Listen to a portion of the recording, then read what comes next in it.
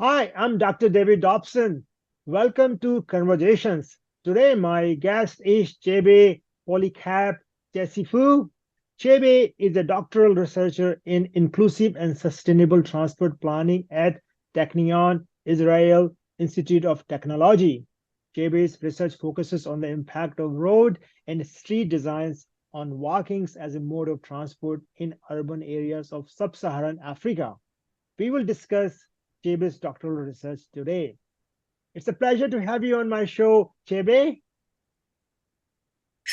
Thank you very much. I am indeed honored to be here, and I hope that at the end we are going to share some useful insights that will go a long way to promote research and, of course, help to see how we can improve our cities, better design them to be more inclusive for everyone. Chebe, tell me what brought you interest to urban transport planning? Okay, thank you very much. Permit me to answer this question in two phases.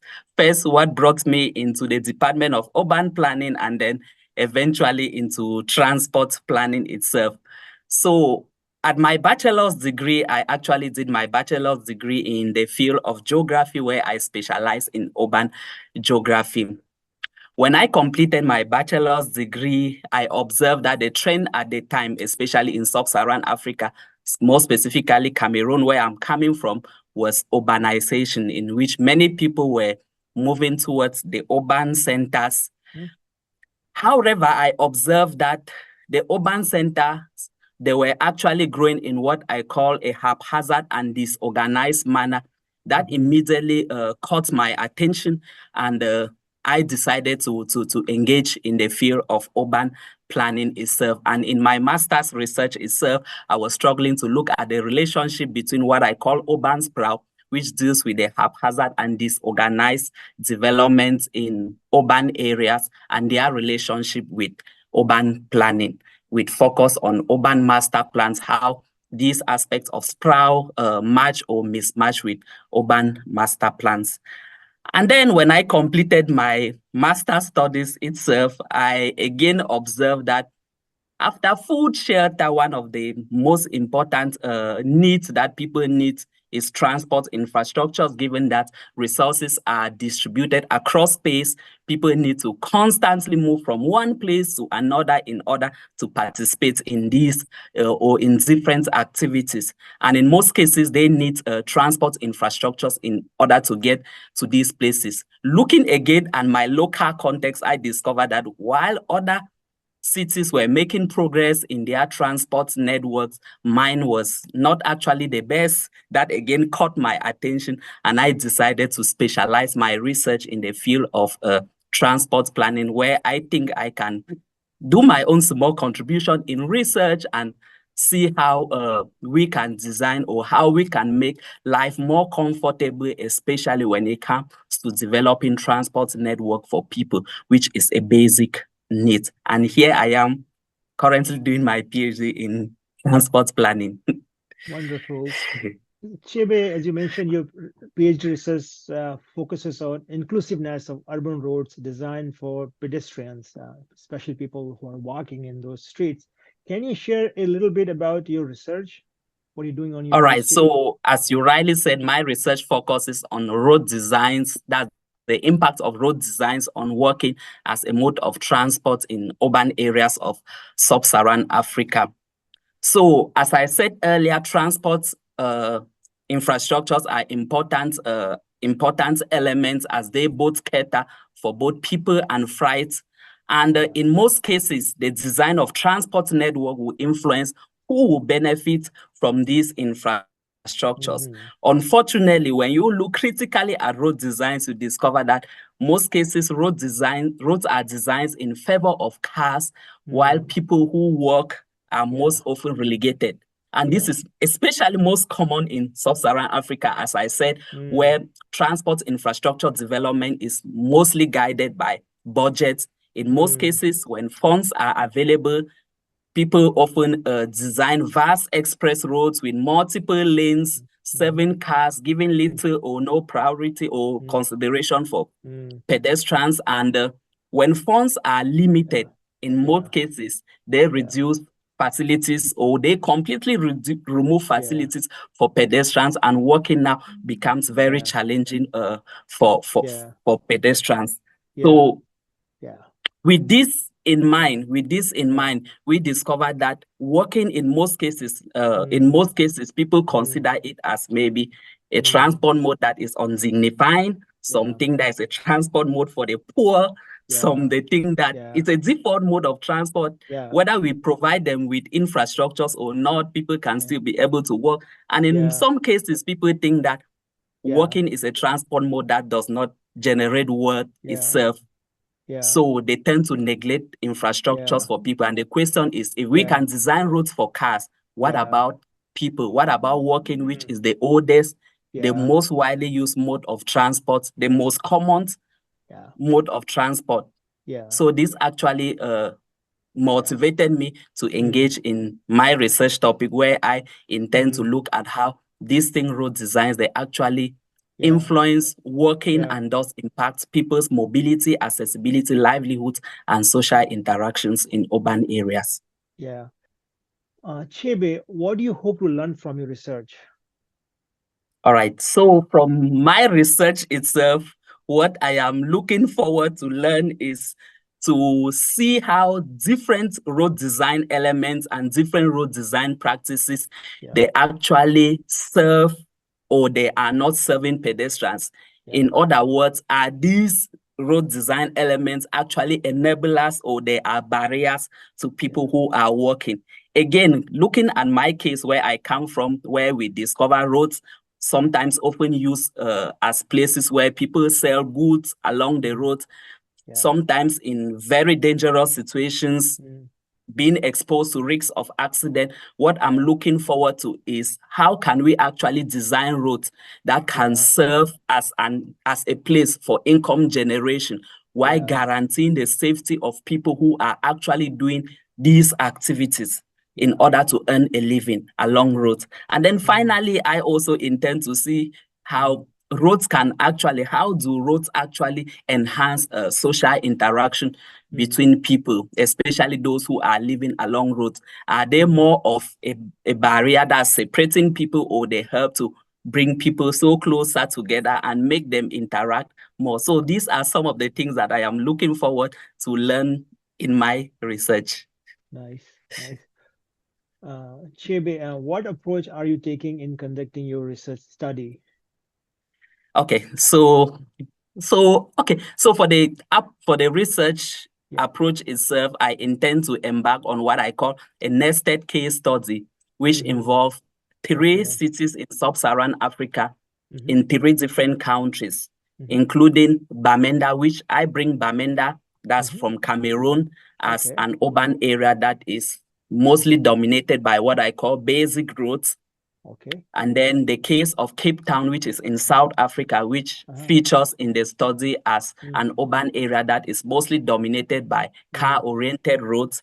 And then the last case that I am bringing it is the case of Kigali in Rwanda, which is striving towards more inclusive road designs. So in each of these case study cities, what I intend to do is to actually select 2 urban roads in each city, survey them using a checklist, what I call road audit, and see what are the road design elements that are present along these roads. How are these road design elements actually serving or not serving pedestrians? And then I intend to continue with a survey with residents that are living along such roads, where I will conduct interviews with some people in order to get their perceptions and experiences on how these different road designs, they actually impact their mobility and livelihood. From there now, I intend to do a deck study where I look at some road design guidelines across the world in order to see what useful insights I can draw from them, and then combining this design guideline with the first 2 phases of my study, I intend to organize focus group discussion in each of the case study cities, where I will intend to bring transport stakeholders, that's practitioners, engineers, researchers together, share what I have got in the first 3 phases with them, and then jointly we deliberate and see how we can propose more inclusive road design that fits the realities or the needs of sub-Saharan African cities. So basically, that is what I earmarked for the research. Okay, so far I have been able to successfully conduct the first phase of the field work in two of these case study cities. That's in Kigali, Rwanda, where I actually selected two routes and then surveyed them, observed different activities that were going on along these roads. And I have also done that in Cameroon too, where I have surveyed two roads and then conducted interviews with people equally living along these roads. So I am now looking forward now to get to the second, that's to complete the last case study, which is in Cape Town, South Africa, and then move now to the second phase of the study. So that is the level where I am currently at. Wonderful. So what have you learned so far from your research? Okay, so in all that I have learned, maybe let me just give two things that I have learned so far. The first thing that I have learned is that I still discover that many people still see traffic congestion as the greatest problem of transport, where people still have in mind that whether traffic congestion is a worrying issue and there is need to actually address this aspect. And what they have in mind is to build vast express roads like it was in the 1950s and 60s in the developed world, where the idea was motorization, the idea that people were to own cars and vast express roads were being constructed following modeling needs, where they had to model and discover that many households will own cars, and if many households are owning cars, it means that there is need for roads to accommodate these cars, and they started building vast express roads. But unfortunately, we discovered so far that while they build these roads to solve traffic congestion still remain in most of the cities, including cities that are still building these car-oriented roads today. So instead of struggling to fight traffic congestion, I discovered that there is actually need to invest more in non-motorized modes of transport. That's walking, cycling, and public transportation, which can certainly be the best way in order to tackle this problem. And then the second thing that I have learned so far is that I discovered, especially from the interviews that I conducted, that what I call the car bias is not only prevalent among the engineers and the city policymakers who are practicing this, but even among the urban poor, as many people, they see motorization as the future. So I could find people telling me that, especially young people, that they don't like walking. If they were able to buy a car, they will not prefer to walk. And the question I keep asking myself, even if sub-Saharan African cities have to follow the same curve that has taken place in the developed world, are we sure that we'll have a generation where everybody will own cars? And even if everybody is to own a car, will everyone be able to drive? What about people with disabilities? What about our children? So we discovered that there is acute needs in order to see how we can start designing more inclusive roads that are able to accommodate different segments of the society, and not only focusing our attention on cars, which has been the case in most cities in sub-Saharan Africa. There is actually need to solve these problems, because the more you build vast roads, it's like you are telling people to drive more. So we say road widening induces traffic. So when you build vast roads, you encourage people to drive more, and so more cars comes on the roads, and very soon you discover that congestion becomes the talk of the day. But if you specialize, if you try to bring in more inclusive modes, encourage people to walk over short distances, and then make sure that public transport is valorized and make it more reliable, many people will want to go in and will discover that few cars will be on the road, and that problem can easily be solved towards that approach. What is next for you, Chebe? So at this level, as I said, my interest now is to see how I complete the last phases of my research itself, and then finally compile my PhD thesis, and then defend, and then start looking out for what next. Okay, nice, nice. I want to ask you, do you have any advice for students who wish to pursue a PhD? Wow, very difficult question, I may say. Well, what I will say is that if you seek to do a PhD, I think that is a wonderful thing. That is a good decision. But sometimes it can be challenging depending on how you look at it.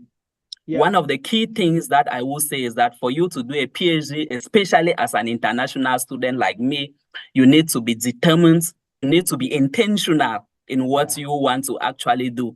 And of course, first thing, you need to identify maybe your field of interest, what you are passionate about, and then you look for schools that you think are able to offer courses that are associated to what you are passionate about.